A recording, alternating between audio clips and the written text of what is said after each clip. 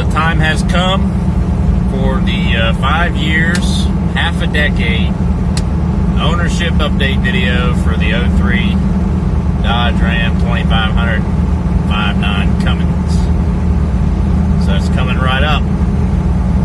Well, here we go on our way down to the official annual review spot. Look at all these bones. Definitely came from some large animal. These are pretty big bones.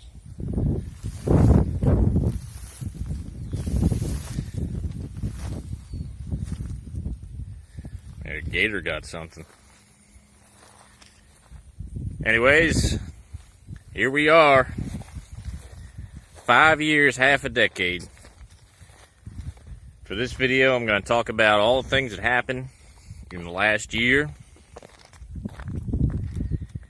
since my 4-year update video, and I'll give you a little bit of a more in-depth walk around of the truck to see what kind of condition things are in this year. So here we go. So first thing that happened for last year was, well, actually, let's take a look at the miles here real quick, because last year we were at 301,000, and to give an idea of how much the truck was used, we're at 342, which is not too bad considering I have 2 trucks to drive.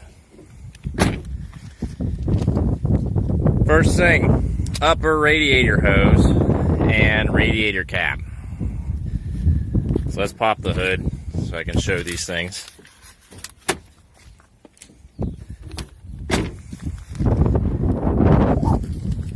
Here we go.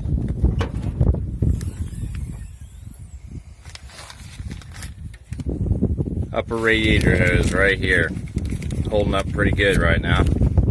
What happened to this thing is the old one with over 300,000 miles on it was its structural integrity was failing.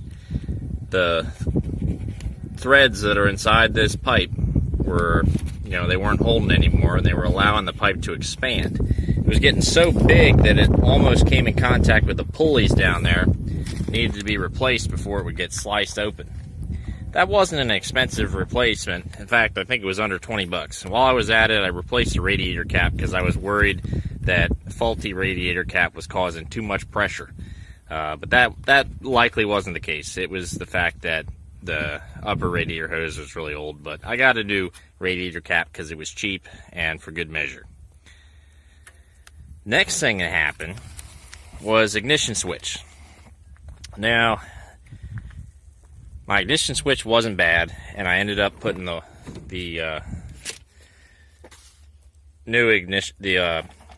original ignition switch back in there. But the reason I did this is because I had that Edge CTS monitor hooked up here in the truck, and I guess it was causing enough resistance in the system to cause these gauges to cut out every now and then and basically reset, turn themselves back on again. It was doing that more and more frequently, but when I unplugged the Edge CTS, the problem was resolved for the most part. Like, it reduced, but after a few months it wouldn't do it anymore, so it started working good as new again. So yeah, it was the Edge CTS2 that was the culprit there, possibly some corrosion on these instrument cluster connectors, but I never got around to tearing it open to check them. That was a pretty minor one. Now, probably one of the most major things that happened last year was electrical related. So my truck started cranking kind of slow, and I was kind of in denial that it was the starter itself. I really didn't want to replace the starter. It's a tedious job. So I'm like, slow crank. Oh, it's got to be the batteries. Replace the batteries. I got these nice, cool looking Optimas in here now, but that wasn't it. So I'm like, oh, it's got to be the battery cables. And while it is true, this truck could have used new battery cables, and we got new New cables here on the negative side, new crossover cable here. That one over there is still the old one. And then coming over to this side, this is all brand new on this side too for battery cables. So that was something that needed done, but it was not the culprit. So at the very end, it was the starter. And you can see the starter there through the wheel well with the red sticker on it, holding up pretty good. That's a Duralast starter. Not too expensive though on the starter, under 200 bucks. So after that whole deal, I had about 6 or 7 months where I had nothing to do besides oil changes, fuel filter changes. And so I decided that it was time for a ball joint wheel bearing job. The wheel bearings were preventative. The ball joints, the lower ball joints needed replaced. The uppers were on their way out, but were not necessarily blown.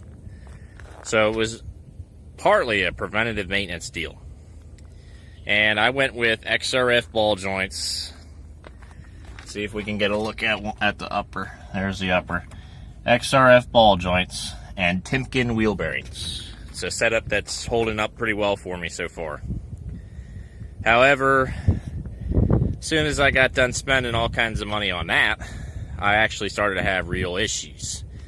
The heater pipe cracked in the back here. Let's zoom in on that.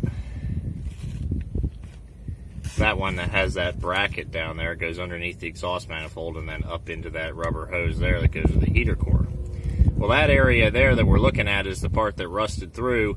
And if you got one of these 5.9 common rails, check that out, see how rusty it looks. Mine was pretty rusty when I got the truck at 171,000 miles. It didn't let go until we were well into the 300s. But that's something to watch. That stranded me for a day. The next thing I did, I was having some issues with the front brakes. One of my brake calipers was sticking and it was making clunking noises. That was over here on the driver's side. And I ended up overhauling all the front brakes. One thing I did was I replaced that brake line there with the silver bracket. Looks nice and shiny right now. The old one was all rusty. And I replaced the caliper with a nice shiny Rabestos caliper. And new brake pads, ceramic brake pads, and rotors. Regular old rotors. That's all holding up pretty well so far, and it solved the issue. The truck was definitely in need of calipers and rotors, or calipers and brake lines. They had, I think, 329,000 miles or so on them. And then drive belt. Very simple. I reached 100,000 miles on the old drive belt, so I don't know if y'all can see that. I can't see the screen. Sun's bright out. But new drive belt, the Continental Elite belt. And that's it. That's all we did on the truck as far as repair items. You know, we did our oil changes. I did a transmission service, fuel filter changes. That's it for this year. It wasn't as smooth of a year as last year. Last year was like the dream year. We went like 8-9 months out of year 4 with nothing but oil changes and fuel filters. This year, a little bit more maintenance heavy, but I'll say the ignition switch, the batteries, and the battery cables were not completely necessary. So that really limits the number of things that actually were required to keep this truck on the road.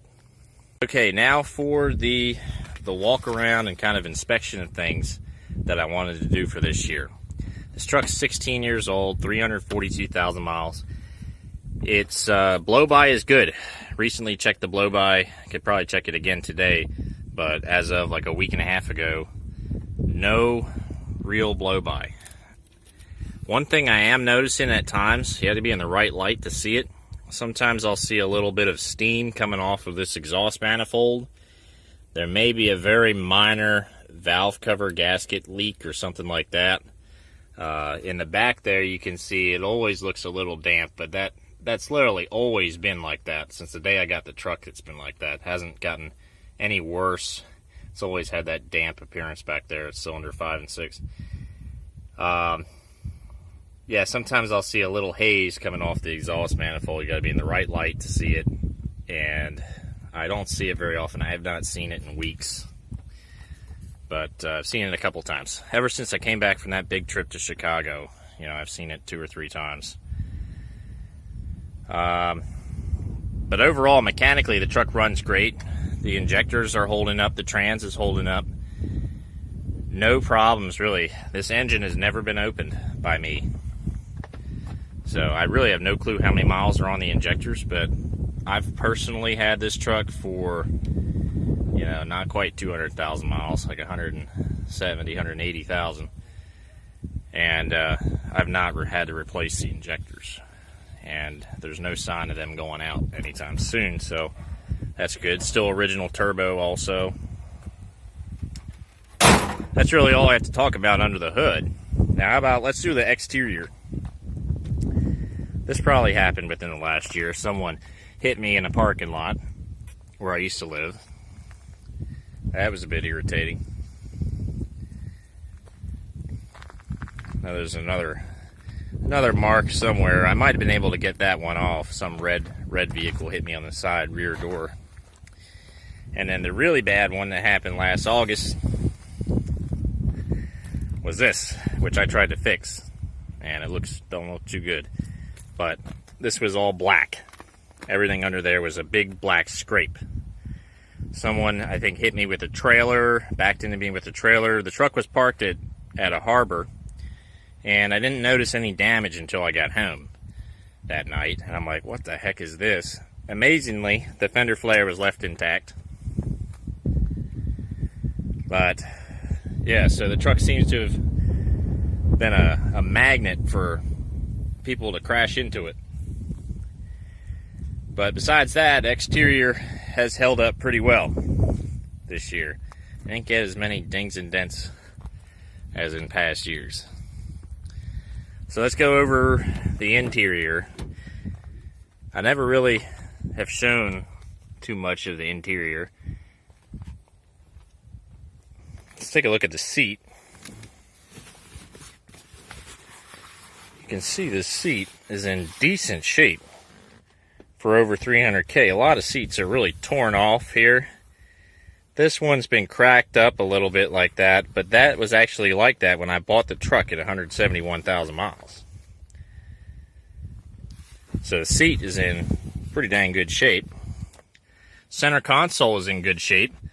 Usually there's a big hole right here with this many miles on the truck. This has really held up well. So that's the good parts of the interior.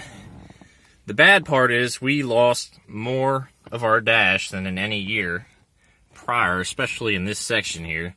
I was hoping this would let me get to my instrument cluster cables to check them out, but I don't see them down through there.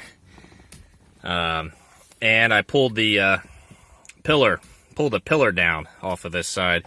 I may replace this pillar with a new one, but it's not really necessary. I grip it like this to get in the truck now, and I don't really even notice that the pillar's gone anymore. Besides that, everything else still works here. Heated seats still work. 4-wheel drive is working great. Service transfer case. The AC and heat, they've always had issues, so that's nothing new. Radio is still working. So, not too bad overall on the inside. As I look in the back, I don't think I got anything to report back here.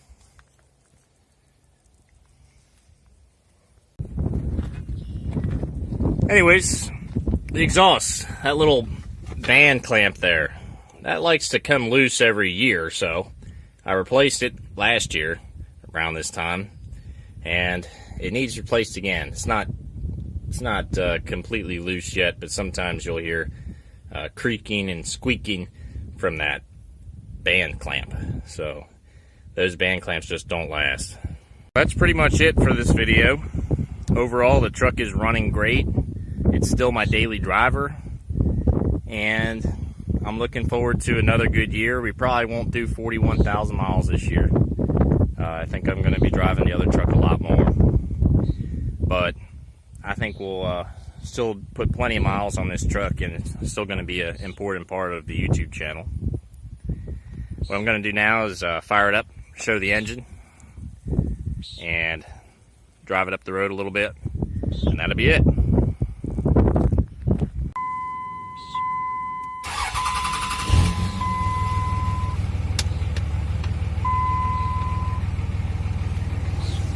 No check engine lights or anything.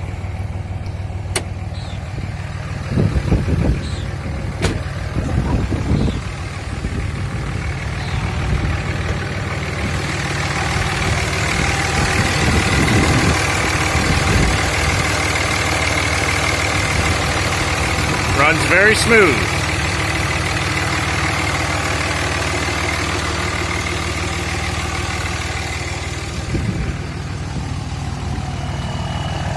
And of course the wonderful exhaust.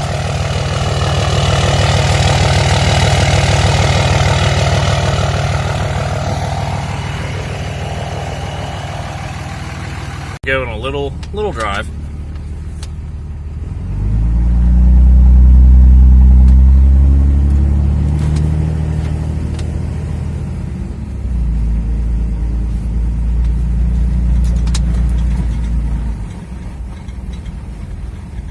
A little bit rough through this section.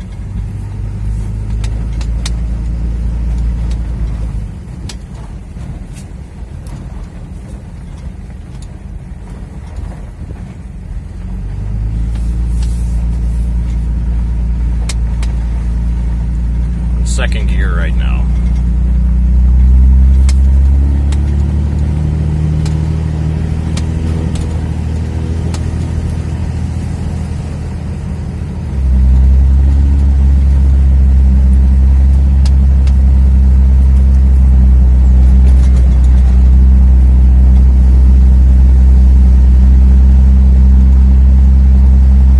It drives great. All right. I'll see y'all in the next video. Have a good one.